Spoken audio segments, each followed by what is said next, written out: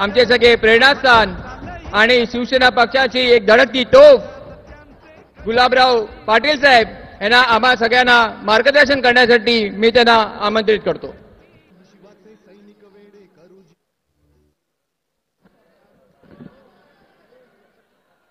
हिंदुस्थानाचं आराध्य दैवत राजे छत्रपती शिवाजी महाराज, भारतीय घटनेचे घटनाकार डॉक्टर बाबासाहेब आंबेडकर यांच्या स्मृतीस अभिवादन करून आजच्या शिवसेनेच्या 58व्या वर्धापनाच्या निमित्तानं उपस्थित असलेले या राज्याचे मुख्यमंत्री, शिवसेनेचे मुख्य नेते नामदार एकनाथ शिंदे साहेब, व्यासपीठावर बसलेले सगळे शिवसेनेचे नेते, शिवसेनेचे सगळे खासदार, आमदार, मंत्री, उपनेते, त्याचप्रमाणे समोर बसलेले विविध जिल्ह्यातून आलेले शिवसेनेचे जिल्हा प्रमुख, पदाधिकारी, बंधू भगिनी आणि मित्रांनो, जवळपास 41 वर्षापासून दर वर्धापन दिवसाला येण्याची संधी आमच्यासारख्या कार्यकर्त्यांना मिळत असते. 19 जून म्हटला म्हणजे शिवसेनेचा वर्धापन दिवस. ज्याप्रमाणे शेतकऱ्याला पावसाची चाहूल त्या दिवसामध्ये लागत असते, ज्याप्रमाणे सुकलेल्या झाडाला नवी पालवी येत असते, त्याचप्रमाणे हा 19 जून शिवसेनेकरता सगळ्यात महत्त्वाचा दिवस मानला जातो. या जून महिन्याचं एक वेगळं वैशिष्ट्य आहे. या जून महिन्यामध्ये शिवसेनेची स्थापना वंदनीय शिवसेना प्रमुखांनी केली. या जून महिन्यामध्येच वर्धापन दिनानिमित्तानं बऱ्याच कार्यकर्त्यांना स्थानिक स्वराज्य संस्था असू दे किंवा पक्षाचं संघटन असू दे, याच्याकरता बरीच पदं मिळण्याचा या ठिकाणी प्रयत्न झाला. आणि 2 वर्षापूर्वीचा जून महिना आपल्याला आठवत असेल. 2 वर्षाच्या जून महिन्यामध्ये एक उठाव झाला की होय, आम्ही हिंदुत्वाच्या पाठीशी आहोत, आम्ही शिवसेना प्रमुखांच्या विचारानं चालणारे लोक आहोत. आणि त्या उठावानं या महाराष्ट्रामध्ये आणि देशामध्ये जो इतिहास घडवला, त्या इतिहासाचे शिलेदार होते आमचे नामदार एकनाथरावजी शिंदे साहेब, की ज्यांनी या महाराष्ट्रामध्ये शिवशाही स्थापन करण्याचा प्रयत्न केला. आज 7 खासदार निवडून आल्यानंतर मी जवळपास 89-90 सालापासून खासदारकीच्या आणि आमदारकीच्या निवडणुकीमध्ये सक्रिय असलेला कार्यकर्ता आहे. इथे बरेच लोक असे आहेत, पण प्रत्येक निवडणुकीमध्ये मी मुद्दे पाहायचो. रस्त्यांचे मुद्दे असायचे, पाटाच्या पाण्याचे मुद्दे असायचे, शेतीच्या भावाच्या मुद्दे, पिकाच्या भावाचे मुद्दे असायचे. पण या निवडणुकीमध्ये मी काही मुद्देच बघायला मिळाले नाही. सरकारने काही कामं केली की नाही केली याच्यावर तर चर्चाच झाली नाही. या निवडणुकीमध्ये फक्त ज्याप्रमाणे इंग्रजांच्या काळामध्ये अफवा खातं होतं, त्याच पद्धतीनं या निवडणुकीमध्ये फक्त अफवा आणि अफवा फैलवल्या गेल्या. आणि चुकीच्या अफवावर लोकांना बळी करून, जसं लहान पोट्याला पंख्याला हात लावू नको तिथे हाबू आहे, तशा पद्धतीनं दलित लोकांना आणि मुस्लिम बांधवांना सांगितलं गेलं इथं हात लावू नको, तिथं शिवसेनेचा हाबू आहे. अशा पद्धतीचं चित्र निर्माण करून या राज्यामध्ये आणि देशामध्ये वेगळा प्रचार करण्यात आला. आणि आज मी आपल्याला सांगायला या ठिकाणी उभा आहे, जे सीटा आमच्या निवडून आलेल्या आहेत त्या सीटांचं जर आपण अंतर पाहिलं आणि समोरच्यांचं अंतर पाहिलं, तर ज्या वस्तीमध्ये कधीच आम्हाला शिवसेनेला मतं मिळाली नाही, त्या वस्तीमध्ये त्यांना मतं मिळाली. मला आनंद वाटला की आदरणीय उद्धवजी साहेबांनी पहिल्या वेळेस काँग्रेसच्या पंजाला मतदान केलं.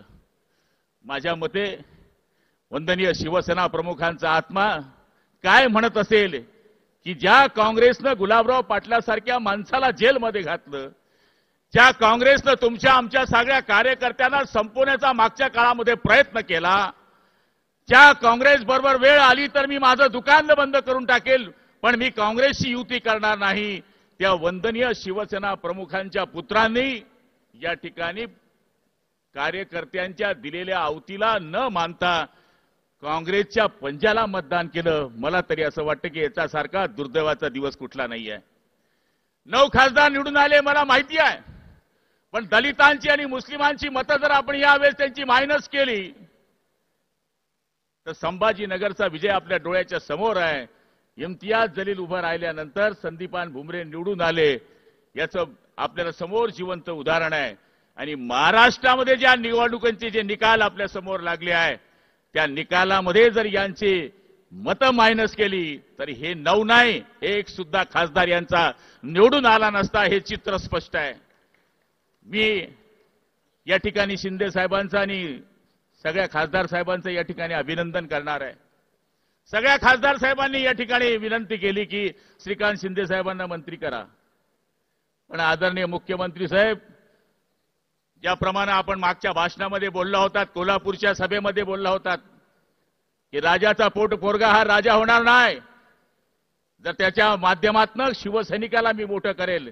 आणि तो शब्द तुम्ही पाळण्याचा या ठिकाणी प्रयत्न केला. आणि आदरणीय या ठिकाणी प्रतापराव जाधव सारख्या शेतकऱ्याच्या पोट्याला तुम्ही या देशाचं मंत्री केलं, त्याबद्दल मी आपल्याला धन्यवाद देतो. आज आपल्या सगळ्या कार्यकर्त्यांना मी विनंती करणार आहे, लोकसभेमध्ये जरी आपल्याला 7 सीट निवडून आले असले तरी 90 दिवसावर आपली विधानसभेची निवडणूक आहे.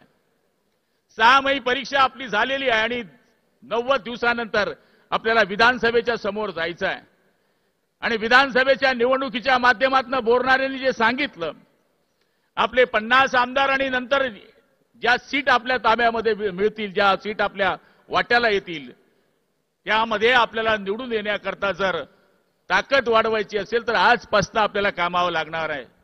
आणि मी आपल्याला खात्री देईल, हे अफवाचं जे फुग्गा आहे, हे फुग्ग जास्त दिवस टिकणार नाही आहे.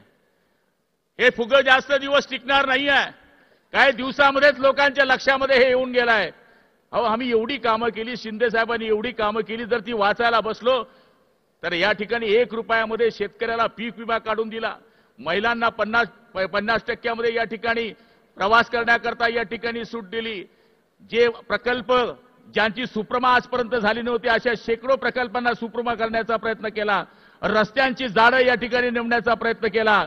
ज्या ठिकाणी महामंडळांना पैसे द्यायला पाहिजे त्या ठिकाणी महामंडळांना पैसे दिले. या सगळ्या गोष्टी केल्याचा उल्लेख या निवडणुकीमध्ये झाला नाही. या निवडणुकीमध्ये उल्लेख झाला की ते या ठिकाणी घटना बदलवणार आहेत. ते जर निवडून आले तर मुसलमानांना जणू काही पाकिस्तानामध्येच पाठवून देणार आहेत, अशा पद्धतीचं चित्र निर्माण करण्यात आलं. आणि आज सगळ्या लोकांच्या लक्षामध्ये ते आल्यानंतर दिवस फार काही लांब नाहीये, 90 दिवसावर या ठिकाणी ही घटना येऊन बसलेली आहे. मी आपल्याला खात्री देतो की आपण 7 सीट जरी निवडून आलेल्या असल्या तरी भारावून न जाता विधानसभेच्या तयारीला या ठिकाणी लागायचं आहे. काही ठिकाणी आपल्या सीट कमी मतांनी पडल्या. जीवन में गिरना भी अच्छा है, औकात का पता चल जाता है.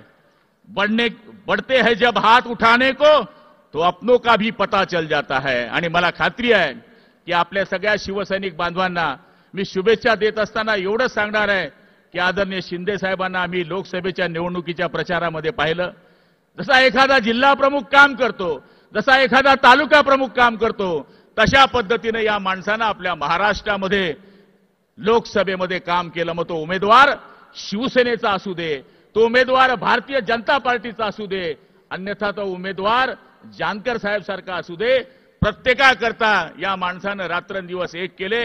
आणि आज आपले 7 खासदार या ठिकाणी निवडून आले. आपल्यावर कोणी किती टीका करत असले तरी आपण ग्राउंडवरचे लोक आहेत, आपण जमिनीवरचे लोक आहोत.